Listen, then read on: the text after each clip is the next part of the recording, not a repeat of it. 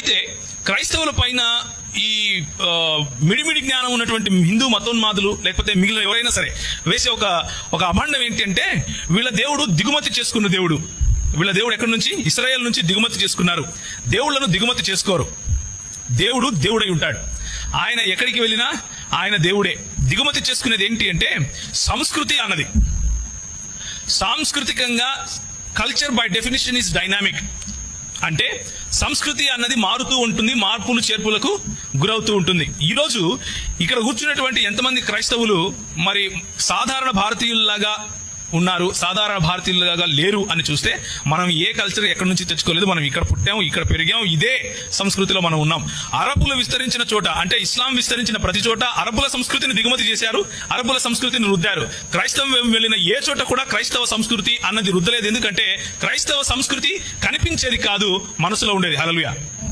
క్రైస్తవ సంస్కృతి అనేది కంటికి కనిపించేది కాదు, కానీ వారి గుణ లక్షణాలలో మన ప్రభు అయినటువంటి యేసును మనము పరిచయం చేసేది. అందుకనే క్రైస్తవ సంస్కృతి ఏమిటి అని అంటే శత్రువును కూడా ప్రేమించడం.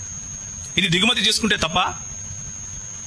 క్రైస్తవ సంస్కృతి ఏమిటి అంటే నిన్ను వలే నీ పొరుగువాడిని ప్రేమించడం. ఇది దిగుమతి చేసుకుంటే తప్ప. నువ్వు ఎందుకు ఓర్చలేకపోతున్నావు అంటే వీడేంటి, నేను వీడిని కొడితే వీడు నన్ను ప్రేమిస్తున్నాడు అని నువ్వు తట్టుకోలేకపోతున్నావు. అది నీ బాధ. నీ బాధ ఏంటంటే ఇలా చేస్తే అందరూ సమానమైపోతారు కదా, విభజించి ఎలా పాలించాలి అనేది నీ బాధ. అందరినీ ప్రేమించమని ఒకటే మాట చెప్తే అందరూ సమానం అయిపోతే ఇక నా బ్రాహ్మణత్వం ఏముంటుంది, నా క్షత్రియత్వం ఏముంటుంది, వీడు సూత్రుడుగా ఎలా బతుకుతాడు, నాకు ఇందుకు ఉండడు కదా అనేది నీ బాధ. సో నీ బాధ కోసం మేము బతకం, సత్యం కోసం మేము బతుకుతాం. దేవుడు ఏం చెప్పాడు అంటే నేను తండ్రి కుమార పరిశుద్ధాత్ముడు అన్నటువంటి ఒక దేవుడిని, ద్వితీయోపదేశకాండం 6:4 చెప్తుంది. అంటే షిమా ఇశ్రాయేల్ యాహ్వే ఎలోహిను యాహ్వే ఎహాద్ అని చెప్తుంది. అంటే ఇశ్రాయేలు వినుము, నీ దేవుడైనా లేకపోతే నీ ప్రభు అయినా లేకపోతే నీ ఎలోహిం అయినటువంటి దేవుడు అద్వితీయుడైనటువంటి దేవుడు. ఆయన అద్వితీయుడు. ఆయనను పోలిన వాడు ఇంకొకడు లేడు.